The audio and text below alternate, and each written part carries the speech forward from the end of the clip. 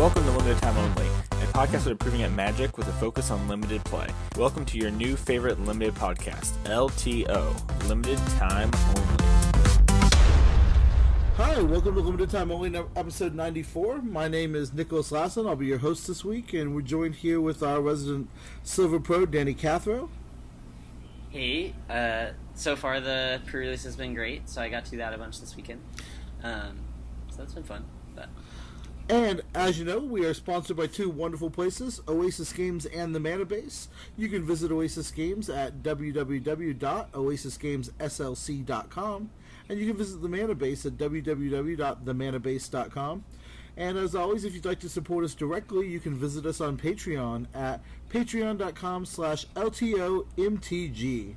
So we're still talking about Core 19 this week, and, as such, we are going to have a little bit of a different show for you this week. We're going to go through our top 3 uncommons in each color and kind of have a conversation with them. One thing to keep in mind, we wrote our top 3 uncommons before we had the opportunity to play with them. So we're going to discuss a little bit how our opinions have changed after getting to play with some of the cards as well. Mm-hmm. Yeah, I definitely have, I learned quite a bit just in the few pre-releases I've done. I think I did 2 pre-releases and then 2 drafts with friends. So I have a little bit of experience with both formats, but...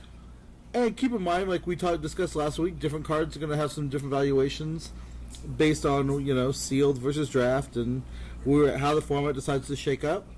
But we're going to go ahead and we're going to dive right in and talk about Danny's white uncommons. Yeah, so I looked through my 3, what I think are going to be the 3 best white uncommons. And number 1, I had Hieromancer's Cage. I think that card's going to be great. Just completely insane. I think it'll pretty clearly be the best white uncommon. So just unconditional 4 mana removal spell.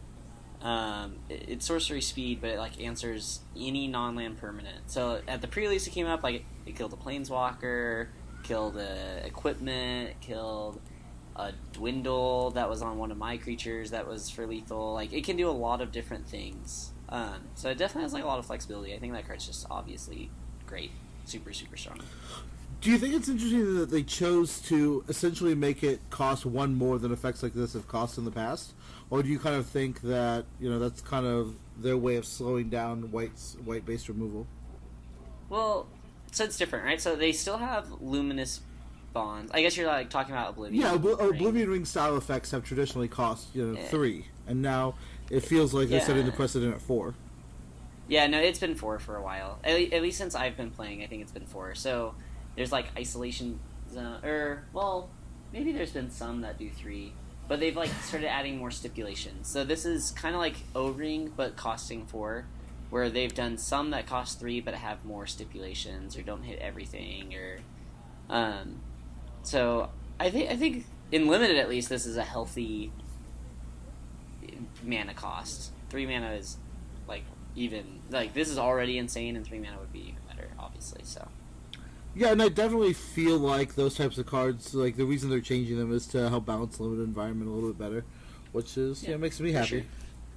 Yeah, no, it's good. You can splash it as well. So there are the 10 basic, or the 10 lands that are common. I think it seems like the math works out that there should be, on average, 1 of each of the 10, more or less. So, of the basic dual land, or the common dual lands. So you can... it is possible to splash in this format, and this card is really easy to splash. So you won't get it too late if you're in white. So the dual lands kind of bring me to an interesting sidebar. Just out of curiosity, when you and your friends drafted, what did you do with the checklist, the basic lands, the dual lands? How did you guys work that? Because a lot of the dual lands take the place of a common slot. Yeah, so the way that we just did it is you only take out the tokens, and you leave in everything else, and then it works out. Okay. That's interesting. The early word out of the judge community is that the MTR is going to be changed to where you leave in checklists and tokens, and they get drafted. I think you leave in checklists and basics, but that's I'm what not checklists sure. and basics. Yeah. Yeah. So you just take out tokens, and then the basics will be drafted. Yep. Yeah. So I mean that's definitely an interesting change. So it just fixes. Otherwise, you have an issue where different players have different numbers of cards.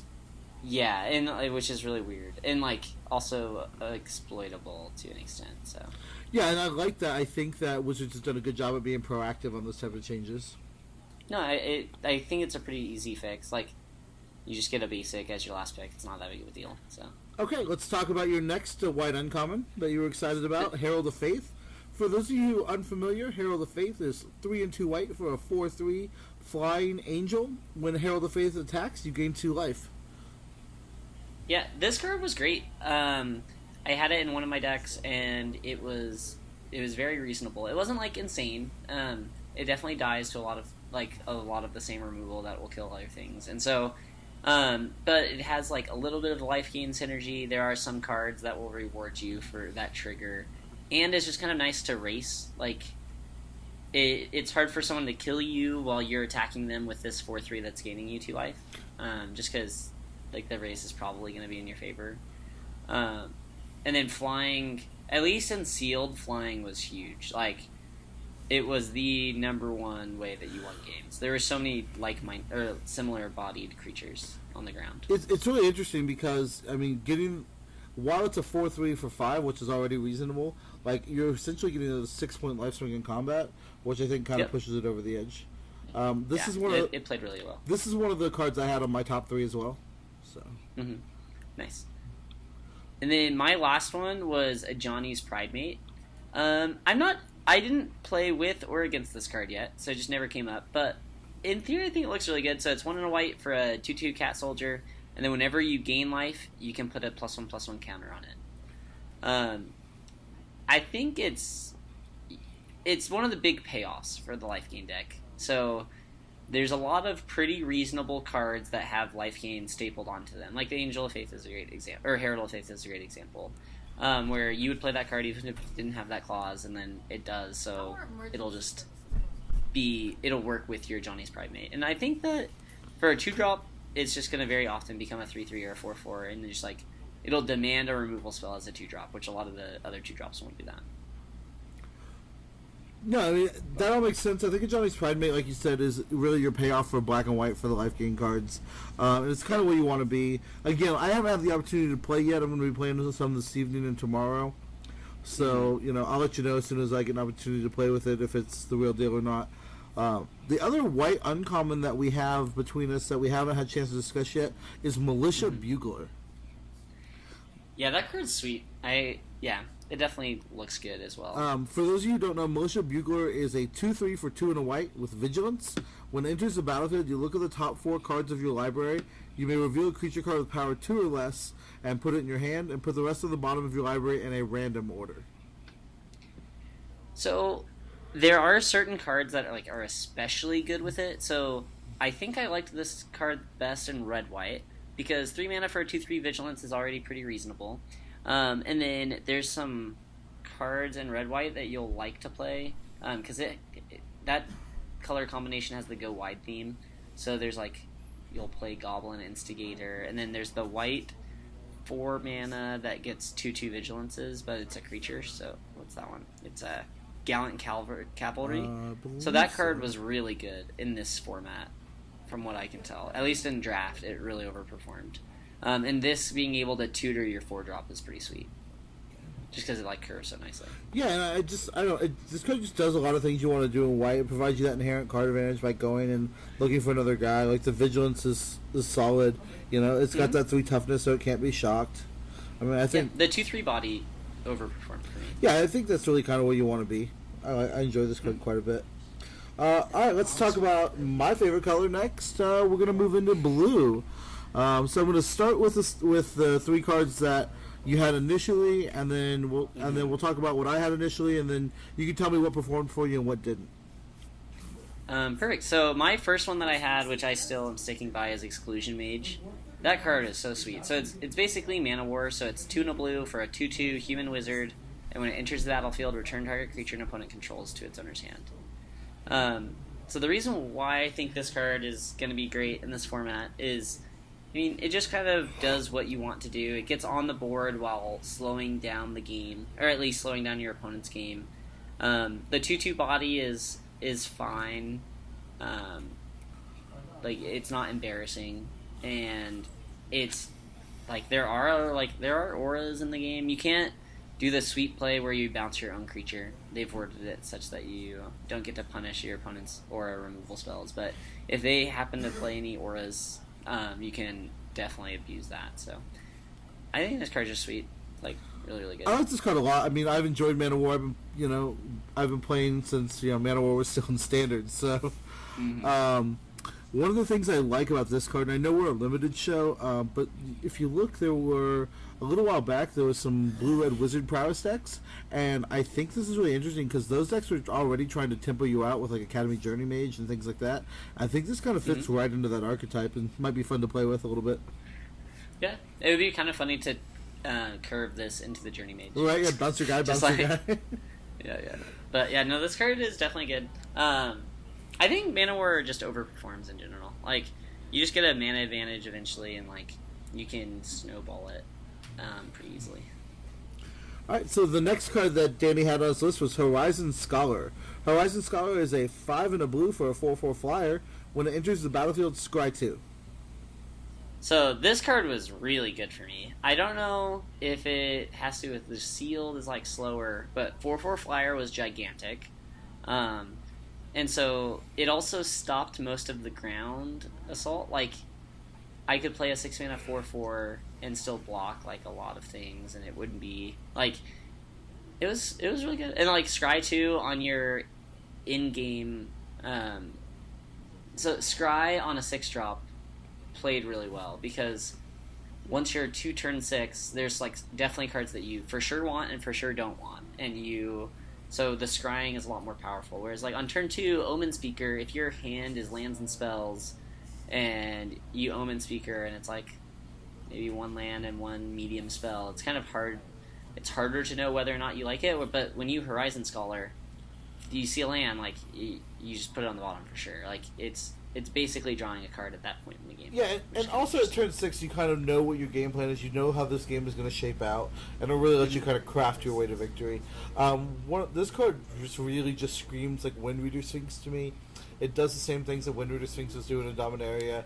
I mean, it costs 1 more, you get 1 more power. Like it's right in line with Yeah, the Cloud Reader Sphinx. Yeah, and that card was great.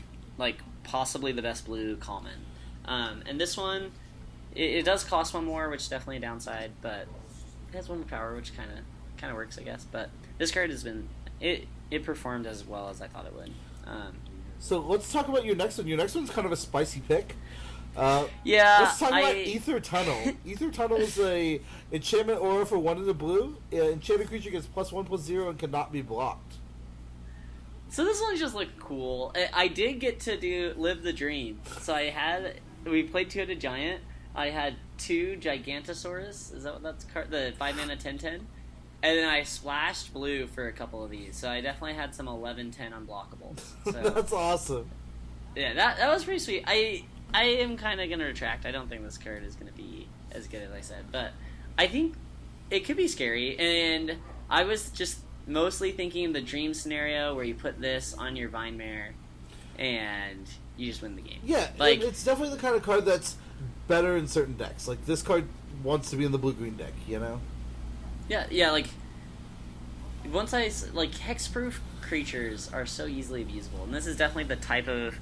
I mean, those are 2 uncommons, but I imagine I'm going to lose Divine Mare plus Aether Tunnel at some point, just because Aether Tunnel is a unique effect, right? Like not unblockable. It kind of takes out a lot of the interaction in the game, and it makes it so your opponent really has to answer this card right now, or they're just going to die because you're going to put it on some like heavy powered creature, and then it makes them answer it immediately.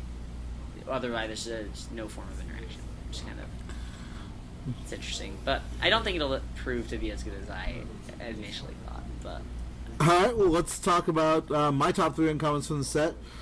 Interestingly enough, in blue we don't cross over at all. I have 3 completely different uncommons. Yeah, one of them is I would definitely pick up as my 3rd for sure. The first one I want to talk about is Mirror Image. Clone effects are pretty strong and sealed anyways. You get to copy an opponent's bomb, you get to copy your bomb. The downside of Mirror Image is it's 2 in a blue, and it enters the battlefield as a copy of a creature you control. So it doesn't really allow you to answer your opponent's bombs. It does allow you to keep pressing the advantage, and again, I think this is one of those cards that really fits into those like blue-green decks where they're trying to just like play fatties. It gives you the access to play another fatty, or the other great thing about it is because it enters the battlefield as a copy of any creature you control, you get those comes into play abilities if you are playing things like Exclusion Mage. Yeah. This card is interesting. It's probably pretty good. It does. I'm just not sure there yet, are some risks. Yeah, there's some risk, right? Like, I always live in fear that they just kill my creature, and then this guy dies. Like, yeah, so don't let that happen to you. That would be quite the feel bad. But even just kind of on curve, you can mirror image like your Exclusion Mage and just bounce another creature, right? Like, there will definitely be lines that you can use this to do pretty interesting things. But it doesn't work with legendary creatures, obviously, and like, so you just have to make sure that you think about it when you're deck building. There are certain creatures that it works really well with, like Supreme Phantom. Mm-hmm. That would be sweet. Like, yeah, some lording. You just lord into lord, but yeah, I definitely see that this card could work out pretty well, and it's cheap enough that it's probably worth trying to make it work. Alright, so the next card we're going to talk about, the little kid in me is just in love with this card, but I think this effect is really powerful as well. The card is called Switcheroo. It's 4 and a blue, sorcery, exchange control of 2 target creatures. This card, top to bottom, to me is just well done. Like, the art's incredible, the effect is really uniquely blue, and it does a really powerful thing. If your opponent plays a bomb, this allows you to be like, oh, trade my Omen Speaker for your dragon. And that's one of the things I like about it. It lets you come back in your slower, more controlling sealed decks. So, yes, sometimes this effect is kind of weird though. So, let's say that you get behind, right, and you want to use Switcheroo as your catch-up. It sometimes doesn't work the way that you'd like, because let's say they attack you with their dragon, and then you draw Switcheroo, and you're like, sweet, okay, Switcheroo. I now have your tapped dragon, and I just gave you, one of my creatures. So you have to have a bad creature, and then that turn you won't be able to block. And so sometimes it works out that you can, get tempoed out even though you eventually would be fine. Sure.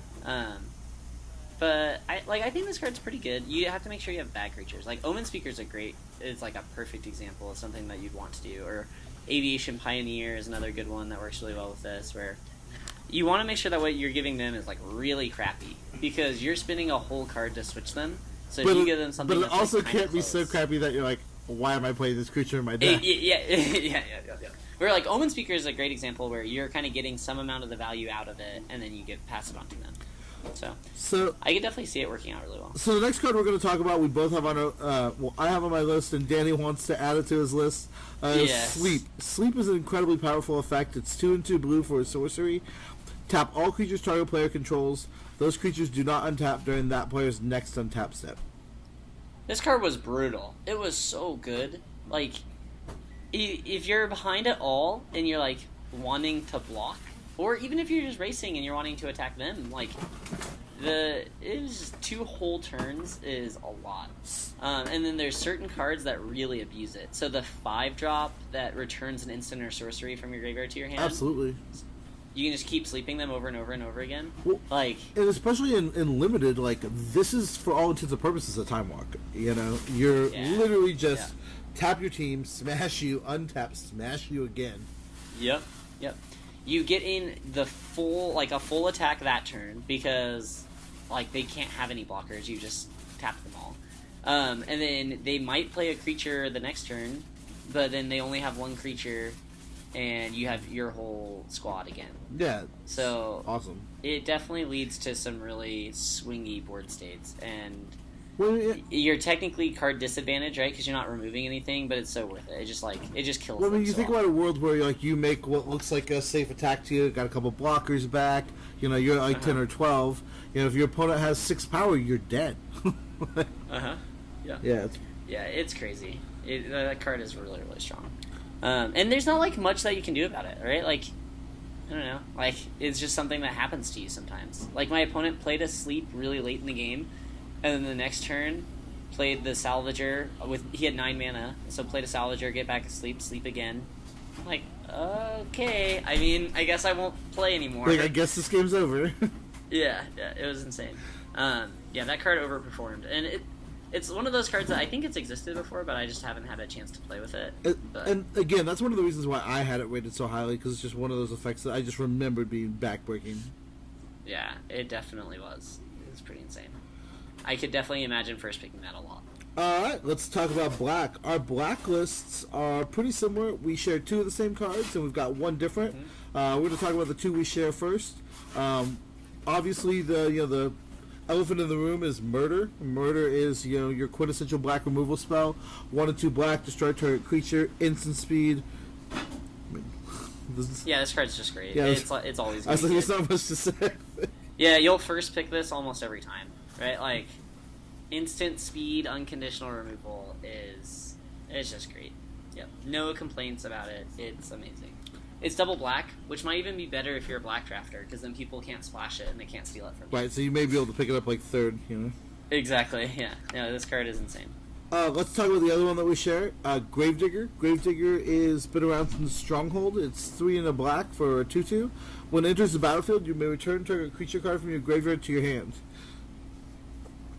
Yeah, this card's been, it just seems reasonable. Like, I've played with it before. It always is, pretty solid. The 2/2 body is pretty good. So, it's just a 2-for-1 by itself, right? Like, as long as a 2/2 body matters, you're getting a 2-for-1. And this is definitely the type of set where a 2/2 body does something.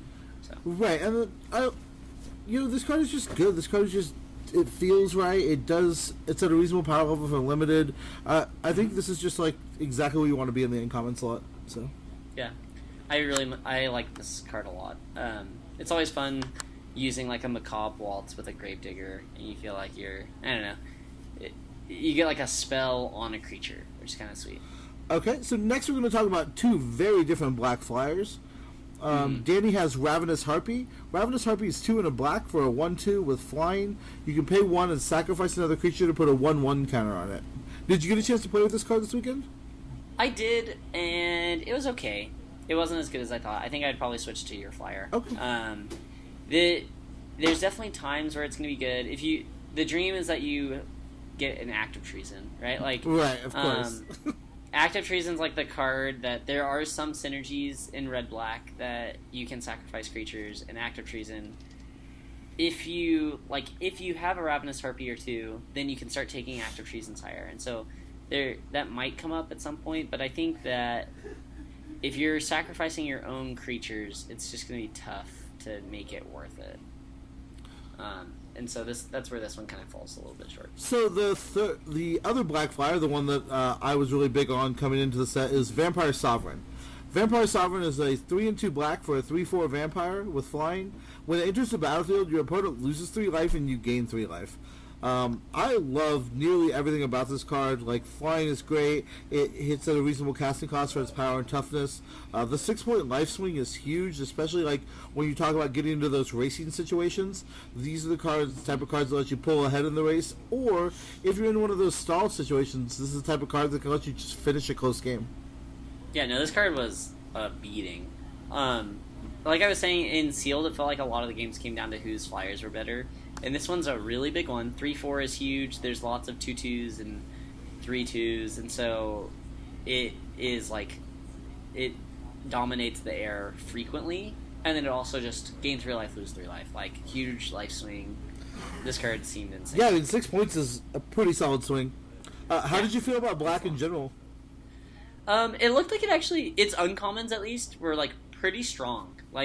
If as I'm flipping through them, I think I would play most all of its uncommons, and I could see it in a month or two. Me saying oh, how did we not have Plague Mare on here? Plague Mare is amazing. Or how do we not have even Reassembling Skeleton could be really good, or the Blood Divination, or there's a lot of just good black commons. I mean, even something like Fell Spectre. I think Fell Spectre. And Nightmare's Thirst also looks great. They have a lot of. I think it's just really deep at uncommon. Where some of the other colors, I was trying to pick a third card, and all these cards suck. The interesting thing about black being so deep at uncommon leads me to believe that there's going to be quite a bit of payoff, especially early, if you're one of or the only black drafter. because you're going to get access to a lot of this stuff.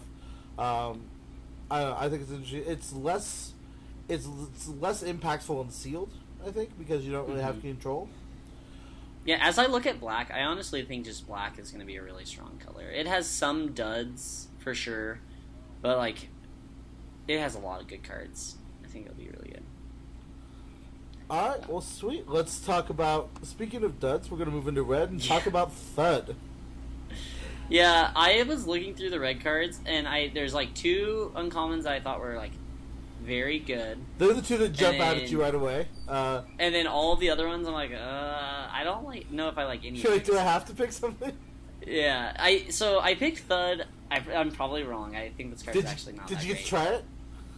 I played it in my Gigantosaurus deck, so that was fun. I would hate this card a lot less if it were an instant. The fact that it's a sorcery is just a beating. Yeah, I mean, I just am trying to live the dream of active treason.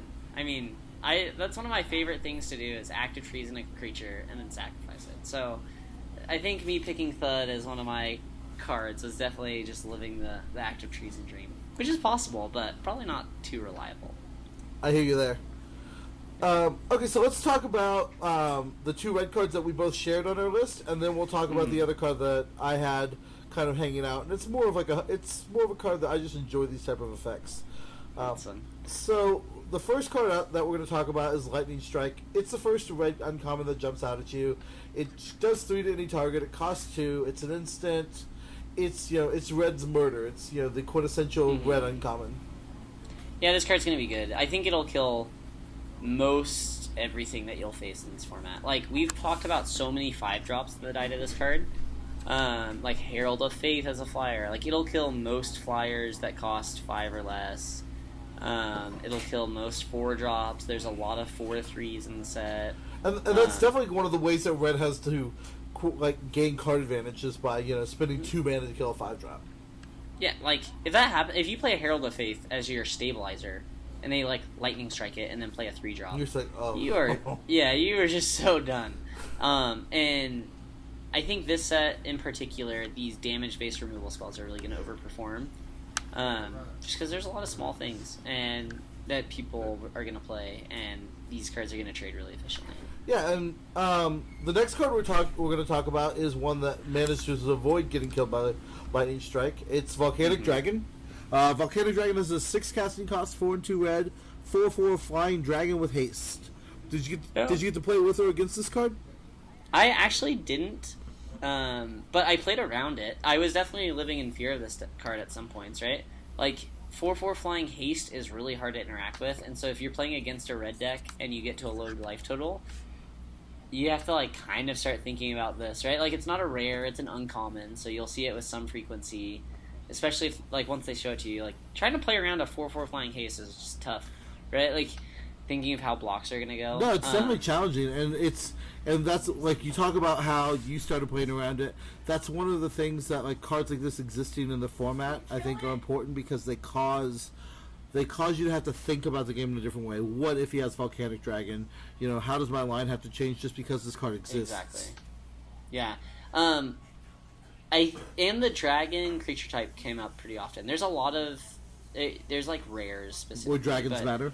Yeah, they're, the rares where dragons matter, they seem to really matter, so... I know there's the burn spell that does 4 that you can return it if you play a dragon. Yeah, that card's insane. It's so good. And so they're... while it is rare dependent, the dragon synergies are super strong. Or Dragon Sword is also, a huge payoff. And that's great when you get rewarded for playing something you want to play anyways. Exactly, yeah. So I think that card is just going to perform really well. Alright, so our last red uncommon we're going to talk about is kind of just an effect that I enjoy. Tectonic Rift is 3 in a red. It's a sorcery, destroy target land. Creatures without flying can't block this turn. In my experience, core set limited, a lot of times you get into these weird ground stalls where I can't really bust through, you can't really bust through, and we get into this game where we're playing draw go until we're looking for a critical mass of pump or removal spells, or we're looking for a bomb that can break the standstill.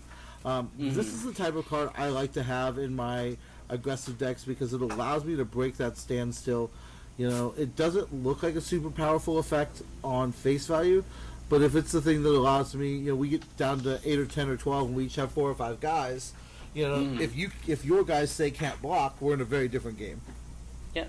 I think the last time that this type of effect was really good was it Aether Revolt, where it was the 3 mana and it could destroy an artifact or do this effect. Yeah, that card was awesome. And that card was insane.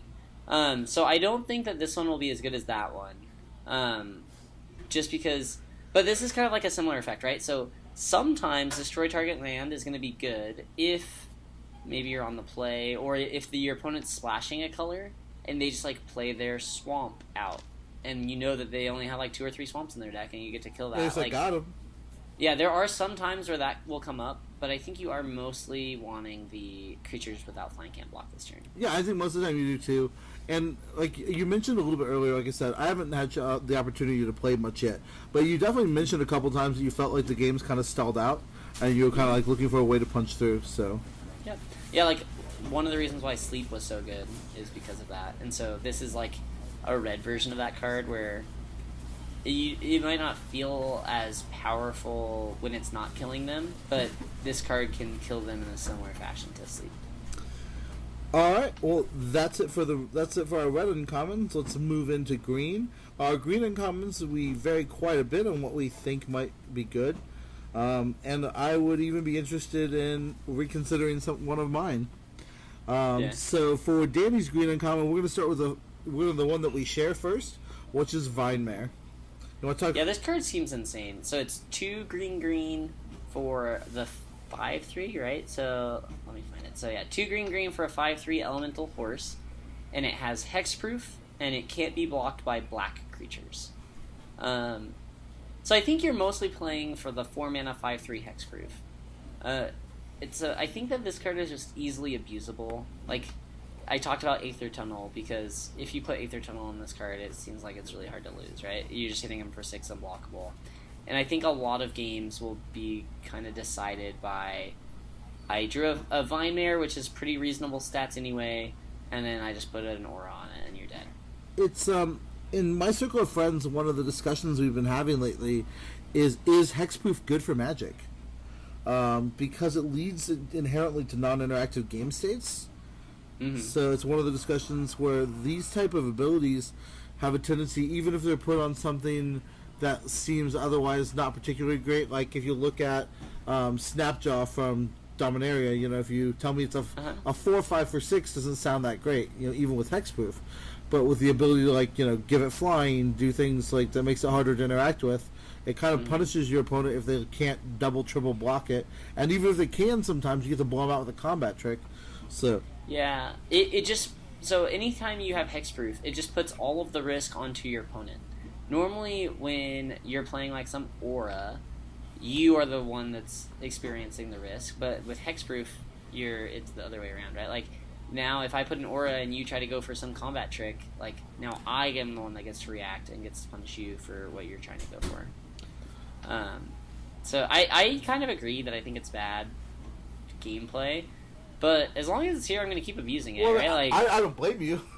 Yeah, it's kind of broken, right? On Sarah's Wings, and the turtle was literally unbeatable. Yeah, practically. You had to blink from the eye that's on Sarah's Wings, and then surprise block the turtle, and then still have to beat the on Sarah's Wings on a different creature. It was so hard to beat. Right. And then they needed to not have a trick. Yeah, exactly. Yeah, all the while, if they have a trick, you're probably dead. And this card is probably going to play pretty similarly. If you get a prodigious growth, right? You just okay, now it's a 12/10 trampler, attack you. Oh yeah, hexproof. Yeah, yeah, it's kind of dumb. I think it'll lead to uninteractive Magic, but you'll probably win. So here's one of the other issues that I have, right? So your 2 colors that typically use targeted removal are red and black. So not only are you telling the black player that they can't use their targeted removal on it, but they also don't get to block. Yeah, that is definitely a feel bad. The horses that can't be blocked by a color are definitely going to play out weird. I feel like it's going to be just a feel bad sometimes, right? Yeah, absolutely. So some of them are this one especially though, because it's just the biggest of the horses. So this one is a 5/3. So if your opponent ever just can't block a 5/3, that's a fourth of their life total. They're basically gonna die in like just a few turns. So right. yeah, it's gonna feel pretty bad if they can't block it. So the next card I'd like to talk about is Dryad Greenseeker. So this is one that you had on your list that you thought had the potential to be really good, and it's something I didn't really give much thought to, but I think it looks better than when I initially glanced at this card. It's a oh, go ahead. Yeah, so this was like possibly the biggest overperformer. So I looked at it and I thought it looked very good. And I'm, like, willing to say it's, like, the best green uncommon. It's insane. Like, it was so good. All weekend. So the first part, so a 2-mana 1/3 oftentimes is not a good stat line. I think it's pretty good in this format. There's a lot of 2/1s. The 1/3 is going to do a lot. Like, at least from what I was playing, like, I played a 2-mana 1/3 and I just, like, didn't take damage until turn 5. So, which is awesome. Yeah, which is great. And then there were multiple games where this just drew 2 lands or 3 lands, and it's drawing real cards. Like, yes, it's only drawing lands, but you can't think of it like that. It's drawing you a land that you would normally have to draw with your draw step, but instead you get to draw it with this card. Yeah, right? instead you get to draw theoretical gas. Exactly, right? Like, so you can use, like, if this draws you 3 cards, it was better than Divination. Like, it was better than casting Divination.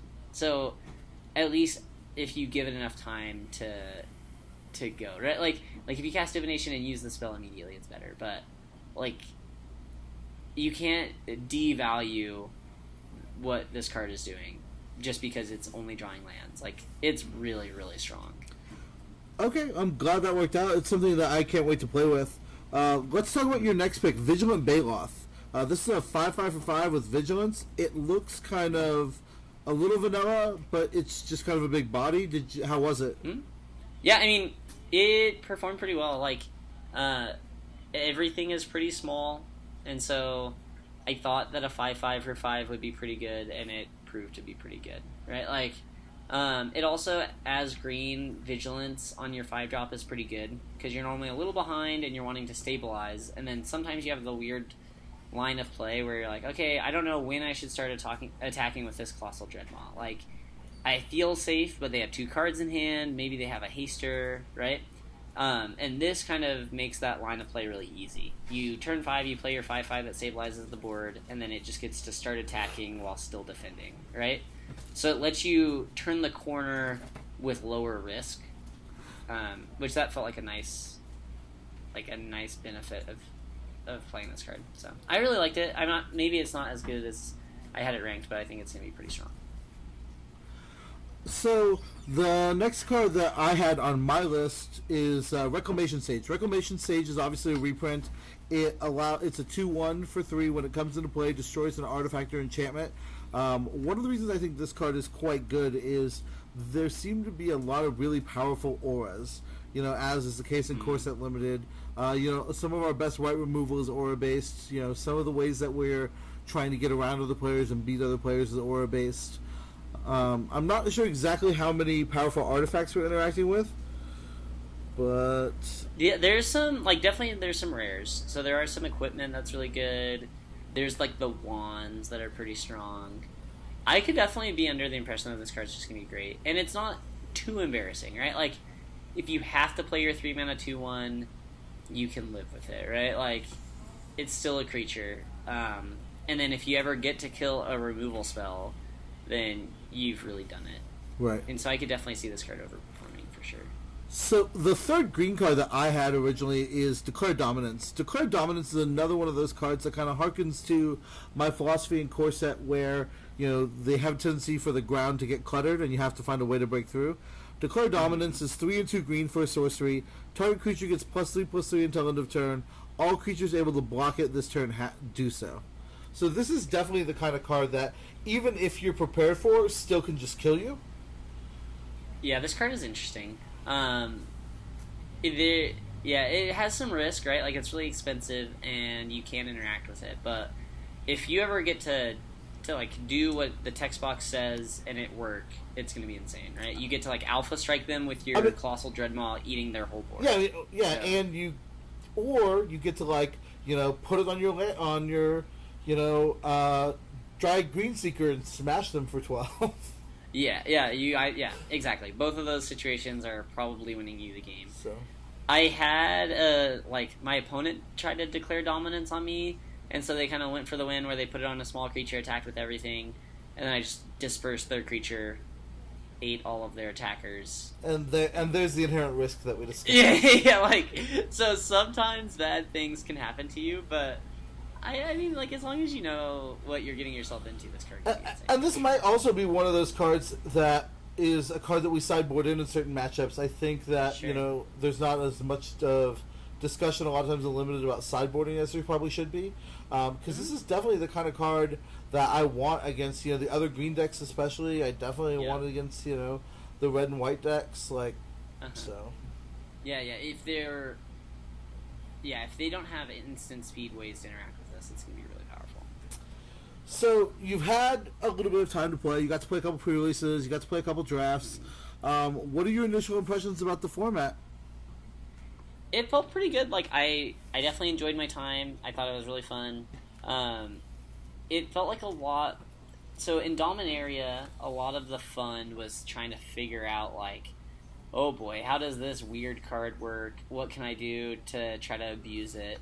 And this set doesn't feel like that. Most of the cards are pretty straightforward on what they do, but it's more of, okay, trying to just determine, how powerful the just vanilla stats of all the cards are. So I've had a good time just trying to think about that and, noticing some of the trends in the stats and just trying to see what would be good. So that part has been really fun for me. I think that there will be a lot of edges to be gained in the early part of the format, if you know what cards are going to be good and which ones aren't. One of the things that I enjoy about Core Set Limited is, when you strip away a lot of these extraneous abilities, and you talked about how, Dominaria is more about knowing the weird cards, this really comes down to how good are you at attacking and blocking, how good are you at figuring out your opponent's game plan, and that kind of just really strips Magic back to its core. And I think that's a refreshing thing every once in a while. I wouldn't want to play Core Set Limited every set, but, once a year, I definitely don't mind taking Magic back a little more to its roots. I think it's, a good way to get really good at certain, basic skills, right?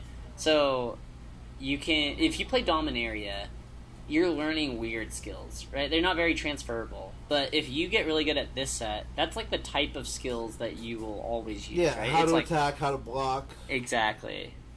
Yeah, it's the bread and butter basics of Magic. And it's kind of fun when you get people in this type of set, right? When you get someone in Dominaria, you normally won because you drafted better than them, and your deck was more synergistic and more powerful.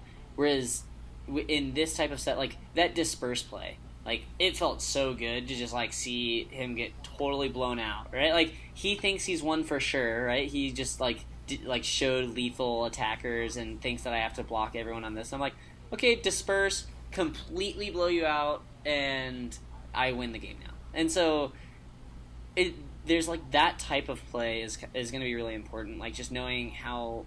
when to use your removal, how to hold the spells that are going to be really impactful later. It's fun. It's kind of back to the basics, and it's really enjoyable. All right, so those are our thoughts on the uncommons in Core Set Limited. Next week, I think we're going to be talking about initial impressions after we've had the opportunity to play a little bit more this week on Magic Online, and we're going to be rejoined next week by Nick Salas, and we'll hear about his pre-release experiences, see what he has to say, see what we can learn from his experiences. Once again, we are brought to you by two wonderful sponsors, Oasis Games and the Mana Base. You can find Oasis Games at www.oasisgameslc.com and the Mana Base at www.themanabase.com. And again, if you'd like to support us directly, you can support us on Patreon by visiting us at patreon.com/LTOMTG. And make sure that you subscribe to the podcast. You can download us on iTunes. You can find... We post a show to... I'm sorry, Danny. What's the Magic podcast place? Oh boy. So this is like what Spencer MTG takes cast. care- There you go. Okay, yeah, MTG cast. Forgive I'm, us, like, it's trying been to a long remember this weekend. all. You've all been playing Magic all weekend too. Yeah, I definitely stayed up till like 8 a.m. at one of the pre-releases, so I'm running on a little bit less sleep than usual. So And we'll be back next week with all of your favorite segments, including talking about how the colors have been performing, what some of the notable cards are, how things are shaking up between drafts and sealed, and we'll start talking about things that have started to go up or down for us. yeah, definitely. I think the early part of the set is definitely the most fun. So just trying to figure out what's good. I think also you get to see the most movement, like the cards that you think is just awesome week 1, like week 3 you're like, ooh. And a card you were like, come on, that card's barely playable, and then you just like get blown out by 12 drafts in a row. Yep, exactly. Yeah, it's definitely sweet. All right, thank you everyone. Have a great week, and we'll see you next week. Yeah, see you everybody.